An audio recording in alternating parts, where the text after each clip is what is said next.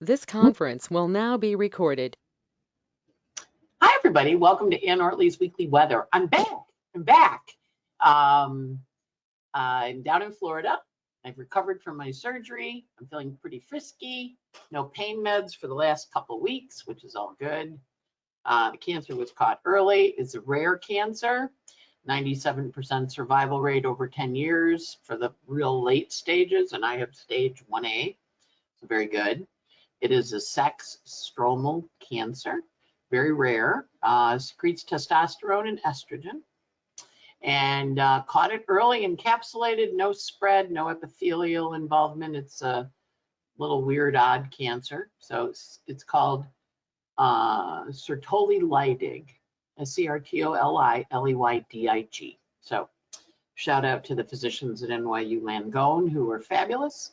Dr. Kelsey Kossel, who diagnosed it. I went to her thinking it was a badly behaved uterine fibroid, and she said, "Oh no, I'm referring you to my friend, Dr. Groden, who was my cancer surgeon." And so I felt very blessed to have both of them. And if you read my newsletter, it was cancellation.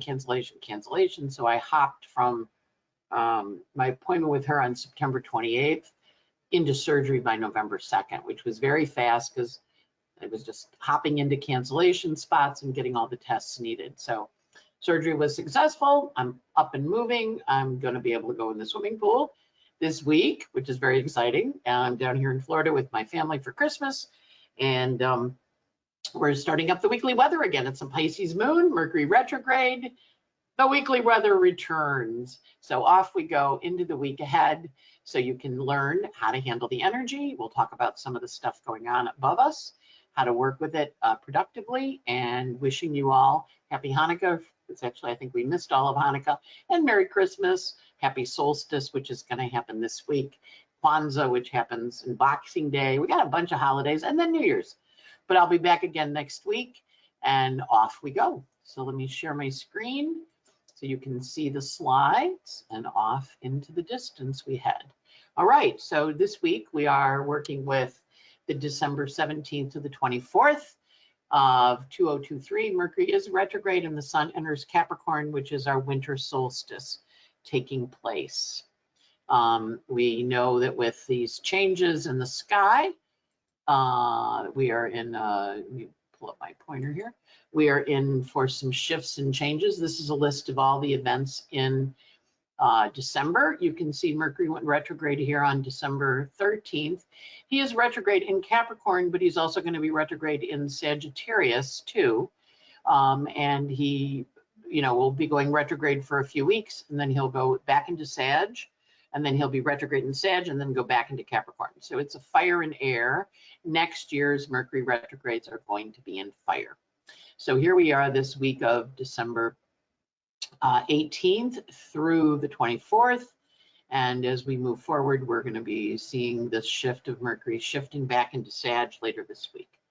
All right, so here's our days for the Mercury retrograde. So when we look, he entered Sagittarius on November 10th, and then he entered his shadow November 25th, so right around Thanksgiving there.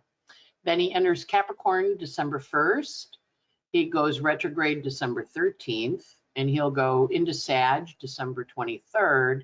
He'll turn direct on January 2nd in Sag at 22 Sag.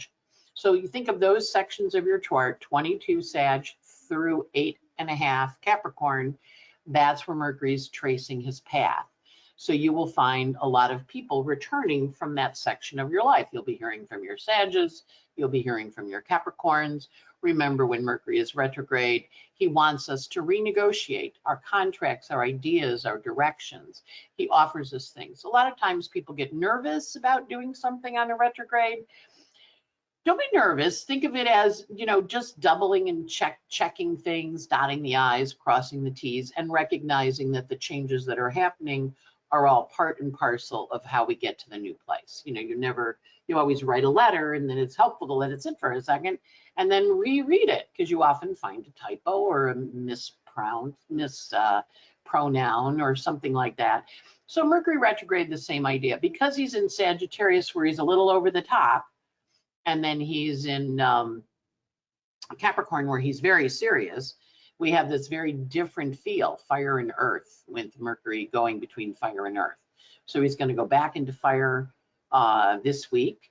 On December 23rd, he's going to be fiery, and then he's going to get serious again on January 14th. So we've got this mixed bag of Mercury retrograde. And remember, he does not like being in Sag because there's just too much going on to keep track of. And also when he's in Sagittarius, a lot of times he says things that irritate people. Whereas when he's in Capricorn, he's a little more somber, he's a little more true, he speaks the truth better, or more somberly, more soberly. And of course, Capricorn Mercury's, you know, it is answering to Saturn in a water sign, so it's speaking it soberly, but maybe not even at all. And one of the other things to remember about this Mercury time is this time now in the sky, there's very little air up there. There's a lot of fire, a lot of water, a lot of earth, but not a lot of air, which means that air planets have trouble, air people have trouble because there's no air to help them. And for all of us, it's very impassioned feeling. We feel impassioned about things, or emotional about things, or really solid about things. We're really not open to listening and hearing other options. So this is the station for the retrograde that happened. And of course, it happened already, so it's a little bit in hindsight. But you can see the Mercury stop down there in the 3rd, and it happened right after that new moon in Sagittarius. And the new moon in Sagittarius is often an interesting moon because it helps us communicate in a different way. And of course, it follows the endings and the departures of Capricorn.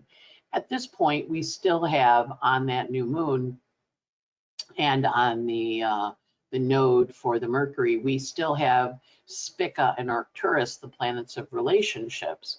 So a lot of relationships ended. And in fact, my uncle who passed, he was diagnosed on November 11th with pneumonia, and he was a salesperson, so he talked for a living, and he had a lot of Gemini in his chart. He was a Cancer, but he had a stellium in Gemini at the top of the chart and a Virgo rising. So Mercury entering Sag was the pneumonia. We put him on a respirator because he couldn't breathe from the pneumonia, and then he passed when we tried to wean him off, and it just wasn't going.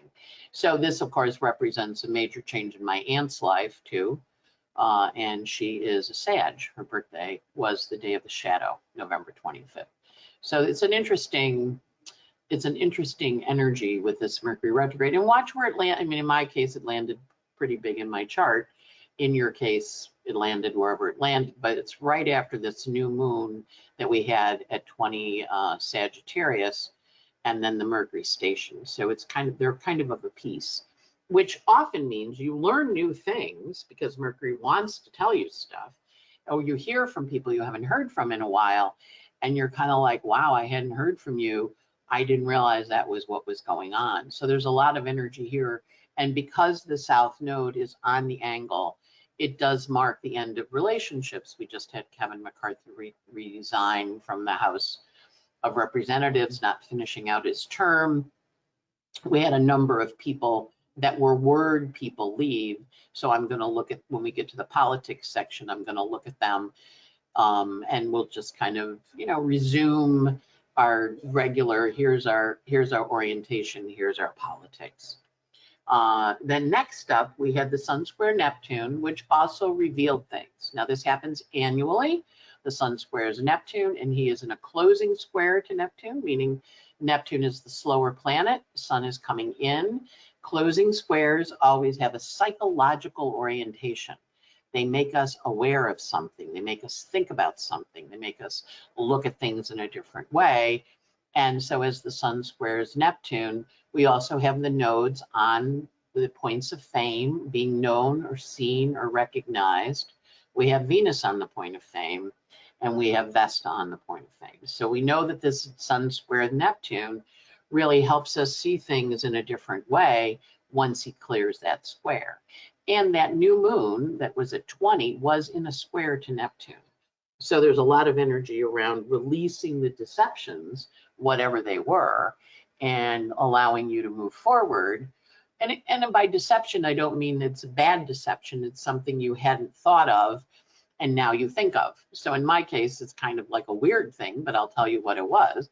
I was riding in a car with a person who lives here and my brother, and we were coming home from shuffleboard. I joined the St. Petersburg Shuffleboard League. I'm gonna make some friends down here in Florida. And they said something about sharks being in the bay outside of my window. And I'm like, sharks? There's sharks in the bay? And they're like, yeah. My brother's like, yeah. And Robert was like, yeah. I'm like, there's sharks there? Sun in Sag, square Neptune. I'm like, I thought there were porpoises and manatees. And they're like, there are porpoises and manatees, Anne, but there's also sharks. In fact, somebody got eaten like outside my window across the bay. The houses I see over there, the guy jumped in the water and a shark ate him. And I'm like, you're kidding me. There's sharks in the water? Sun square Neptune. They've been there a long time. Obviously, it connects to the ocean. It connects to the Gulf of Mexico. I mean, I know there's sharks in the water. I just didn't think there were sharks in the bay outside my window. So that's a Sun square Neptune. It wasn't a deception. I just didn't know it. And both of them were like, you didn't think there were sharks out there? I'm like, I thought it was porpoises fins I was seeing. Hey, you know, Sun square Neptune. So we have that realization where we see it in a way we hadn't perhaps seen it before. And now I'm kind of like, yeah, sun's sharks in the water. Oh my God. You know, because in New York, we have them all the time. You know, they're always eating somebody off of Fire Island or out on Long Island, you know, out in the Rockaways but I never realized they were in my little bay here. My little Boca Ciega Bay is sharks. But it connects to the Gulf. The Gulf connects to the ocean. The ocean has sharks. The Gulf has sharks. Off we go. So whatever your reveal was that happened, you had this kind of aha moment. And in my case, I had it on Friday coming home that there were sharks in the bay. Now, the next up is Mercury is sextiling Jupiter. That happens today, Monday. So here I am. I'm back. Da-da-da-da. Mercury is back talking to you. Retrograde. She's returned from her leave of absence. And the sextile to Jupiter is teaching, talking, communicating about astrology. Whatever that's going to happen, whatever that takes place in your life, Mercury is, remember, he's going to retrograde to that Jupiter 3 times. This is his second pass. And he's like, okay, I'm talking and telling you stories. Also, it is the Christmas season. We get Christmas cards. We get holiday cards from people. We hear from folks. That Mercury sextiles Jupiter also has a quality of connecting, communicating, and of course, many people are home for the holidays. So you start to see people you hadn't seen in a while with that Mercury sextile Jupiter. But also communications are important. New information gets revealed that you didn't hear about. The world wants to tell you stories. Mercury is talking. And he's talking about authority figures too, because he's in Capricorn and he's sextile to Jupiter. He's talking and teaching you about things. Sextiles are working, I'm sorry, trines. Actually, it should be a trine Jupiter, not a sextile. Oh, well, typo in my slide there. But you know, they're both in Earth. That's a trine. That's not a sextile. Okay, so Mercury's trine Jupiter. You're going to be learning things and finding out you made mistakes on your slides. But you're also going to be learning, oh, maybe I need to think about that in a slightly different way. We still have the node of fate on the point of the world, and we also have Vesta, the home and hearth, on the point of the world. Now she's moving backwards, Vesta, the home and hearth. So this also encourages us to change our home, release some things, shift some stuff up. Next up, we have Venus opposite Uranus, and that's going to take place on Thursday. So that's, again, once a year that happens, rather, when Venus is opposed to Uranus. And this is Uranus at the last degrees of Taurus, which means she's in Virgo mode. You know, first 10 degrees is Taurus, Taurus. 10 to 20 is Taurus, Virgo.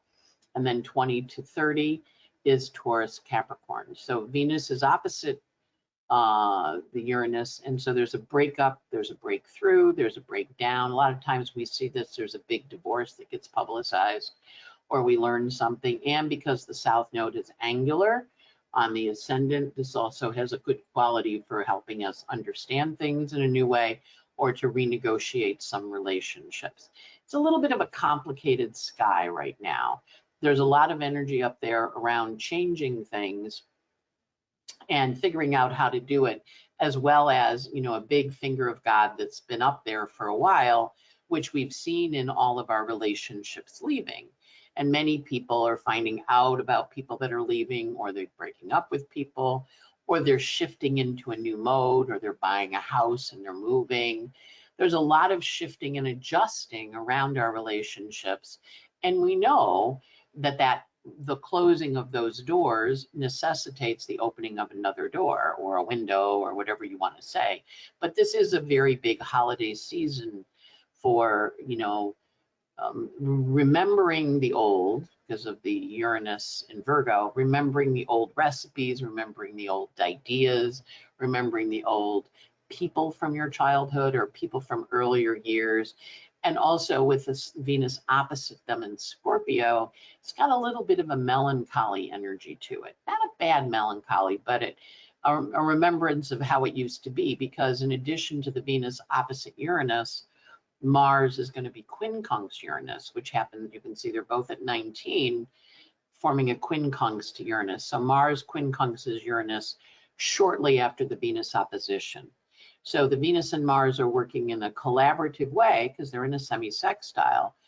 And Venus is in Scorpio, which is not one of her favorite places, but Mars is in Sag next to her, supporting her and helping her and saying, well, you know, maybe we can do this. And Mars is moving in over the next few days. He's going to be coming to square Neptune like the sun did when I found out there were sharks in my bay. And who knows, with the Mars square the Neptune, I might see a shark fin. But for all of us with the Venus-Neptune sextile, there's an energy here of encouraging us to understand things have ended, shifted, and changed, the opposition. But the Mars says, but with that adjustment and change, now you can take action and move forward in a new way. So you may find with this Mercury retrograde, you're going to be asked to research some things that you thought had been resolved, or there's some opportunity to change things or shift things in a new way.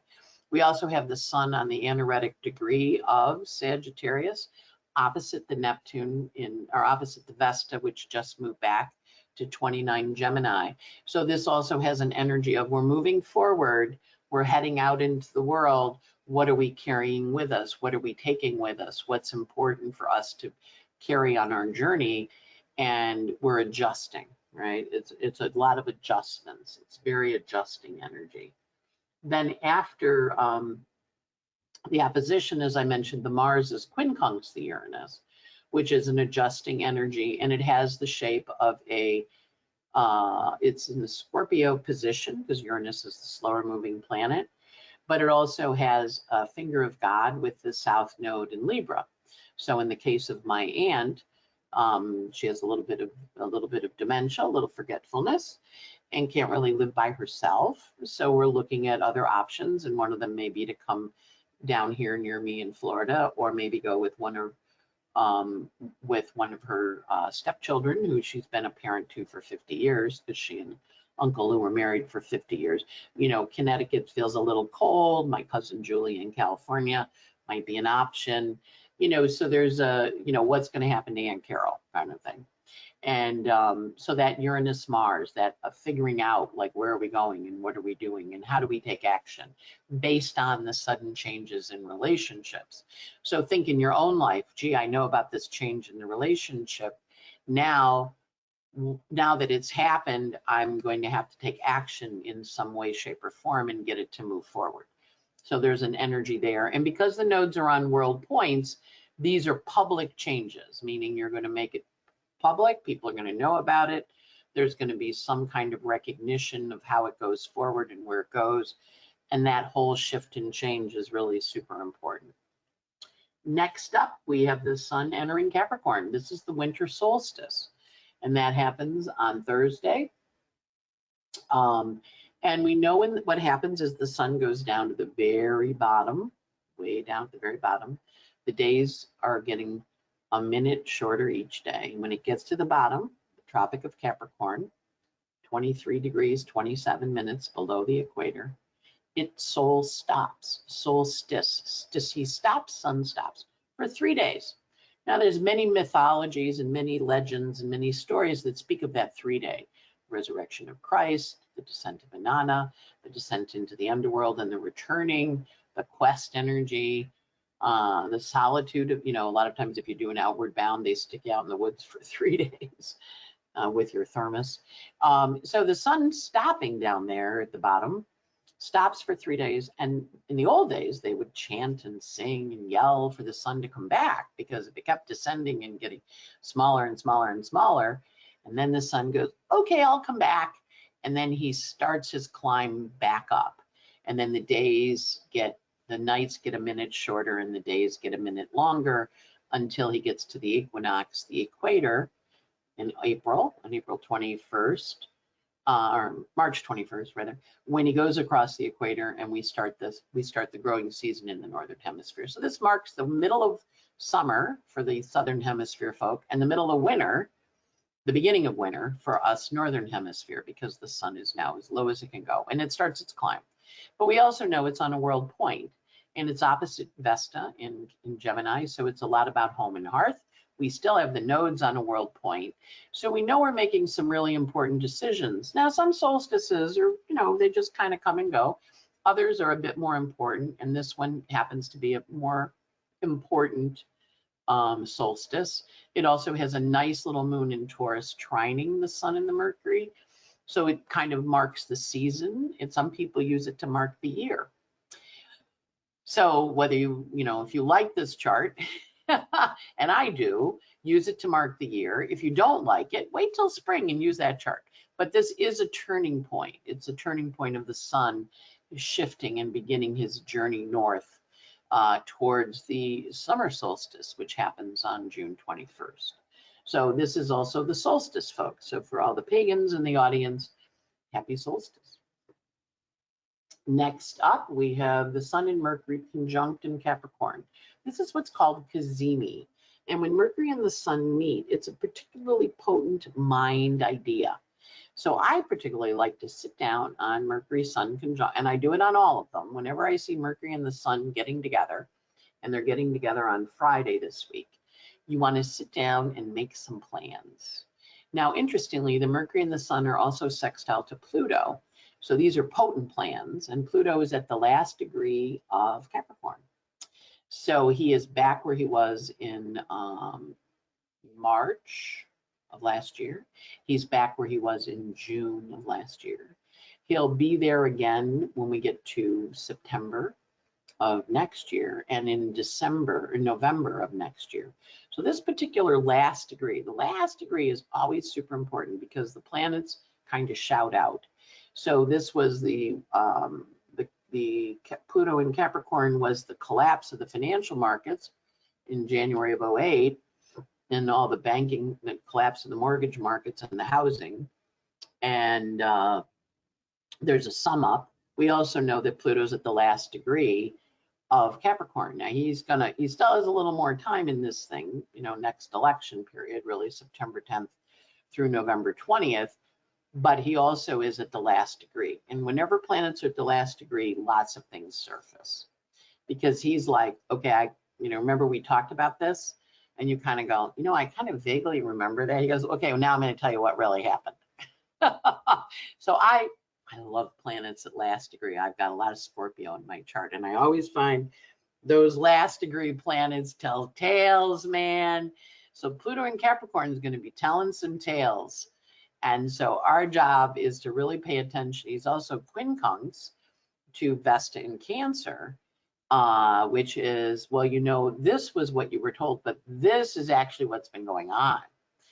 Because Vesta in Cancer, again, knows both sides. Plus, we're Mercury retrograde in Capricorn on a world point, on the sun.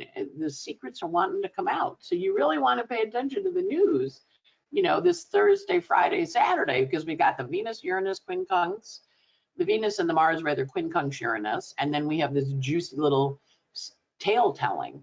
So I'm always fascinated by these. We're going to be big news days, even though Congress is shut and everybody's gone home. you know, from Washington. There's big stuff ahead in this next week, which is why I was kind of thinking, oh, I'll start in the new year. And I'm like, no, this week is really super big. I need to start back with Mercury retrograde. And I know you guys have been writing me and saying, come back, we miss you. So I'm back. But we also see the sun and the Mercury sextiling Saturn. So they're working on helping you understand what your Saturn and Pisces journey is going to be. Now, remember, we started this Saturn and Pisces journey last March. We got moving along and we got to July and it went not so fast. We're going to go backwards now. Everybody went, what? Well, now everything's going forward really quickly. And so whatever the reveal is that happens on this particular pop, which should be pretty decent sized and positive, interestingly, because the moon is in Taurus, one of her favorite signs, and she's captured between Jupiter and Uranus. Now, Jupiter and Uranus are going to meet up in April next year. And when they meet up, they start a new 13-year cycle.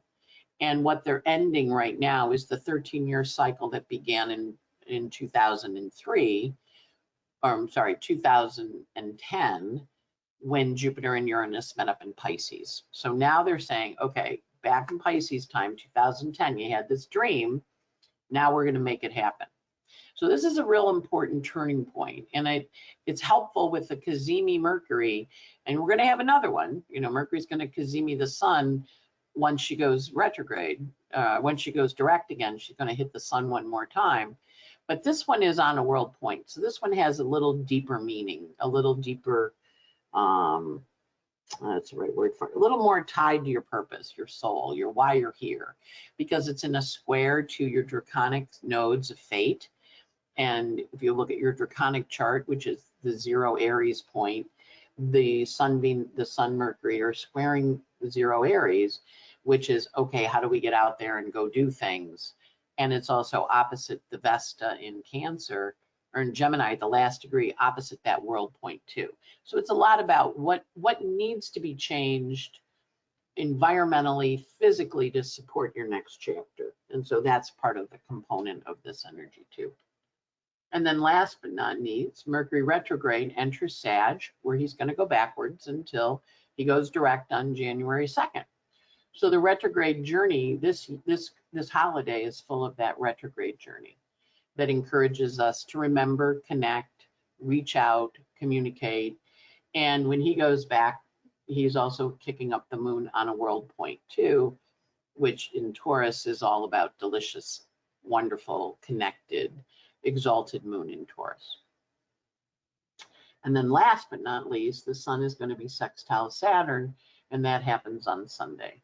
So the sun sextiles Saturn, which happens annually, right? But Saturn is in a new sign. He's in Pisces. And even though he went into Pisces in March, he didn't really talk to the sun. So now the sun's saying to him, okay, I know you've been in Pisces for 9 months already, but now we're going to tell you what we're doing. So again, this weekend is very loaded. And sometimes it's like you run into someone, you talk to somebody at a party, you're hanging out, you're thinking about things. It's the holiday season, so you're off your regular schedule. You're focusing on different ideas and different thoughts and different pleasures. So this is also something to pay attention to in those moments betwixt and between. Watch for important news to come in, because at the same time the sun is sextile Saturn, Mercury is on the galactic center, downloading information into your brain and helping you figure out what you're actually going to be doing next. And remember, we have this whole new 20-year cycle starting with Pluto going into Aquarius, which is our evolutionary journey as a species. But we also have Saturn in Pisces saying, karmically, what are you doing and where are you headed? So it's kind of an interesting thing. We had the new moon webinar. It's still available. Do your new moon ritual.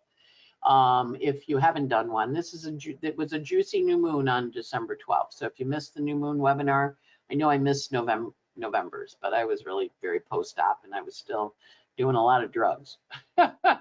So I don't know what kind of astrology that would have been, but we do have that one that we recorded on the 11th available on my website, but you don't even have to buy it. Just sit down, look at where 20 Sag was in your chart and kind of think about what's your vision, because Sagittarius new moon is the vision moon all those candles lit, you know, kind of inspiring and illuminating, and then you scatter them to the wind. All right. Next up, I'm going to be working with two other astrologers, Margaret Gray and Rachel Lang, doing a relationship course next year, in addition to the stuff on my own school. So this is a course about relationships and astrology. And we're going to have a few parts to it. There's a 3-day relationship intensive that's happening on February 16th to the 18th. You can sign up for it on a separate website by mine, and I'll be putting the link on mine also. Relationshipsandastrology.com, intensive 1, intensive-1. The three of us are going to be teaching this 3-day intensive with a follow-up live Q&A, you know, the next week where you can answer questions. And then it's a weekly course that will run in the spring and in the springtime of this year. And then part 3 will be next fall. So it'll be talking to you about all, I mean, our life is made of relationships. Saturn is exalted in Libra, the sign of relationships. So all of us are in relationships. So these are two wonderful astrologers. And Margaret is an Irish astrologer, lives in Ireland. She's actually American, but lives in Ireland. And Rachel Lang is a brilliant astrologer out in California. So the three of us are getting together. We're going to be teaching different classes. And this intensive is kind of a introduction to understanding relationships in your chart and how they lay out, how to work with them. And then we'll have in-depth classes every week. So the information's on that website, relationshipsandastrology.com. And then I'm working on stuff on my school too, which will be being announced. So, you know, kind of stay tuned. All right, so there were a couple of deaths that happened, which I thought were really interesting while we were off. And there was a lot going on politically, which I will catch you up with as we have more time. But the first one up was Norman Milton Lear, who was a television writer, director, producer, and an activist. And he became woke, quote unquote, at age 9, when he used to listen to Father Charles Coughlin, who spoke to 30 million people on his weekly radio show and was a raging anti-Semite, and was also a member of the Nazi fascist party, you know, not a nice guy. There's a great book I was reading while I was recovering from my surgery, Rachel Maddow's Prequel, Prequel, excellent book. It's a page turner. You're gonna have to stop in the middle of chapters. But he was listening to this guy talk, and he thought, I need to do something about this. I need to have us see the differences. So in his work, he did many things. He wrote All in the Family. He wrote Maude, The Jeffersons, Sanford and Son, Good Times, One Day at a Time. He also did the movie Fried Green Tomatoes and the book Mary Hartman, or the movie Mary Hartman, the TV show Mary Hartman, Mary Hartman. He also founded People for the American Way.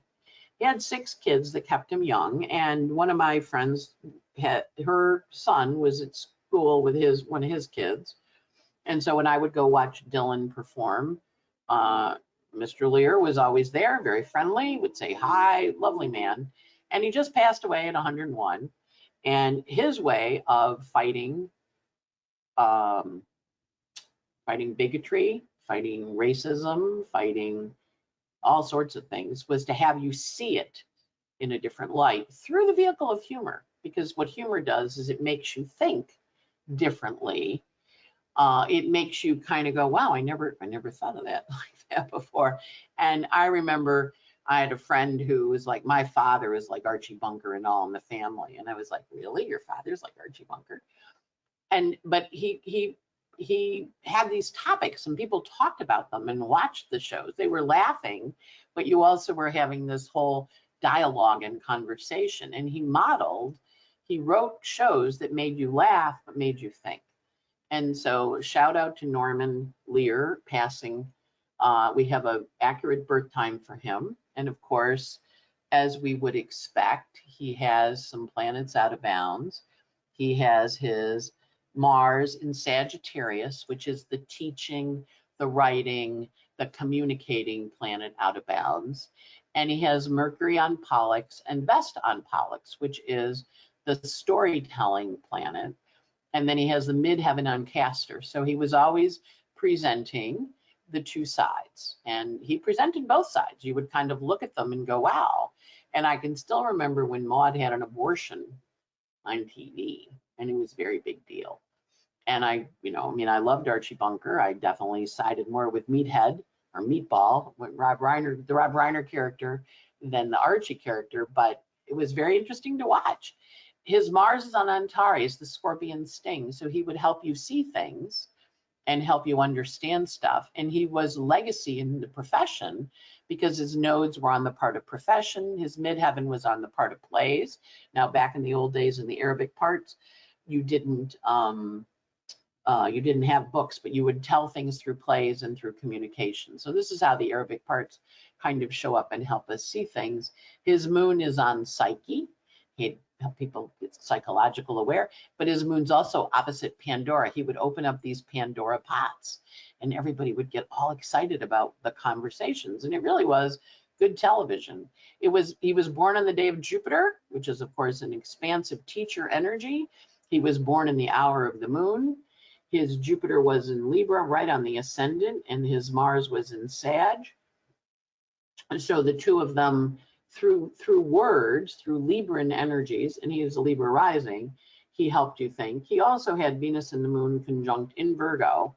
So it was very much getting you conscious about things. And a lot of Mercury, of course, is on a world point at 22 Cancer, answering to the moon in Virgo. So the humor was pithy, smart, interesting, and he had Saturn in Libra on his north node. Libra, of course, is the sign of work. It's exalted in Libra, but it's behind the scenes. So he did a lot of work waking people up. And he had Eris, interestingly, because most of the century Eris was in Aries. He had Eris in Pisces, that last degree of Pisces, where he encouraged us to think about things. And so when we look at his chart, we can also see there are a number of fingers of God in it. It's an interesting chart. It is an A1 data. So that energy for him of being born at high noon and having an expansive vision, high noon in New Haven. And this is his passing. The nodes, of course, are right on his ascendant. And he left us with Juno on the moon and the Uranus on Juno. Having partnered with us and taught us many things, he helped us go forward. He also, he was just a very, very nice man every time I met him. The other one that passed was Henry Kissinger, who was born Heinz in Germany. He too had a traumatic childhood. Norman was born in the United States, but he heard all the anti-Semitism through Charles Coughlin's radio show. He migrated to the USA at age 15 before the war really took off in 1938. And he was, many people call him a war criminal because of all the stuff that went on in Vietnam and the carpet bombing, the secret battles that happened in Laos and Cambodia. And then he also got a Nobel Peace Prize for brokering world peace. So one of those kind of mixed person, another 100-year-old guy, opened China up for trade under Nixon. And he also, and Ford, and then he was known for shuttle diplomacy. Now, what we always want to do is look in a chart and see, how it shows up, the terms that the person's known for. So in his case, he also was born with a Mars out of bounds. But in his case, Mars was in Gemini at 27, Gemini in the first, and his rising sign was Gemini. So people are of two minds of him. What was he? Who was he? He left Nazi Germany, understanding being a member of a persecuted group as a Jewish young man. But also, the reason I also picked Norman and Kissinger was because of the rise of anti-Semitism with the Hamas war, which, we did a little bit on because the terrorist attack before I went into my surgery, and there's a lot going on there too, but the whole rising anti-Semitism. But Kissinger as a Mercury stationed retrograde, Mercury retrograde on a world point next to the sun in the 12th house. That's a lot of the secret deals. But he also had Uranus on the south node, bringing about major changes in the world. Aquarius midheaven tends to make one a little more expedient, more the ends justify the means kind of guy. And he too has Mercury, he too has Saturn in Libra, and he has the moon on a world point in Libra with the node on it. But he also has that Mars in Gemini. People are of two minds of him, about him. And of course, Mars and Gemini shuttle diplomacy. I'm moving back and forth. I'm shuttling back and forth between these two places. Interesting thinker. I read a number of his books a while back. He has a lot of fixed stars. And so it's always helpful with people like him or like Norman Lear to go in and study, you know, like to read their charts and to understand, to kind of look at the fixed stars and see how the fixed stars played out in their life. So he was born on the day of the sun, in the hour of the sun, but the sun's in the 12th house, right? So I remember as a kid, you know, the 70s, I was in high school and college, and he didn't talk a lot. You know, he was around, but he never talked. And I remember my dad saying at one point, oh, he has a very thick German accent. Well, he lived the first 15 years of his life in Germany, and that's why he doesn't talk. And I was kind of like, well, why would that mean he doesn't talk? And my father goes, because you can really hear he's not from the United States, you know, because the accent is so thick. And I'm like, oh, okay. But also he taught at Harvard, and, you know, his understanding of how to work with power and negotiate, he has a very, very strong Pluto in his chart, which is trine to Jupiter and working in wielding power, and also, you know, could be a little unctuous with that Gemini business. You know, when you hear some of the things he would say in praising the authority figures that needed it, you know, he knew how to butter the bread, as one would say. So interesting chart, and of course, looking at some of his planetary pictures, his moon is on Hidalgo, which, whether you agree with what he did or not, his position would be argued, I'm telling you what needs to happen to make it right. And again, he also has an energy here of wanting to work to change the way systems are set up, but not necessarily doing it in a direct way, working a little bit behind the scenes. And of course, his Venus is aspecting the part of discord. Was he a good guy or a bad guy? Or maybe he was both. But he also has the moon on Spica and Arcturus, so he left us with the moon on those points, with the south node on those points. He left us at 101, but he also has a lot of energy in his chart around being a leader, or being a leader behind the scenes, actually, because of the sun and the Mercury behind the scenes there in the 12th house. So I thought it was kind of an interesting chart to take a look at as part of our politic energy. And two very different men, both about the same age, both with Saturn in Libra, the sign of writers, exalted Saturn, lived long lives healthily. Both of them were very healthy, and then made major changes in the world with those strong Saturns. So this is his departure. You can see classic sun on the north node. Time to go off to a new place. And he had just finished having the Venus on the south node on his moon. So his work was finished, and that's it. Okay, so a couple of stars. Feel free to sign up. That is the one thing I kept doing while I was sick. Every day I would do a little astrology. I do my couple of stars, where you get a daily audio and you get a daily list of aspects, and you get a song or maybe two songs, kind of your theme song for the day. And off we go. Wishing you a great week. It is lovely to be back and working again. I'm going to start seeing clients. I will start seeing clients again in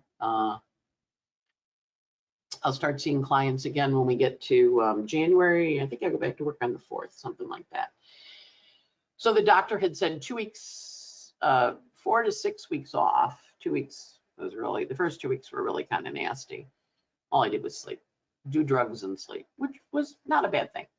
And then 4 to 6 weeks, which I've been doing. And then it runs into that 2 weeks. I always take the last 2 weeks of December off. So I want to thank you all. If you wrote and you called or you sent emails, I'm going through them slowly, but I'll be getting to everybody and thanking you. Thank you for all the prayers.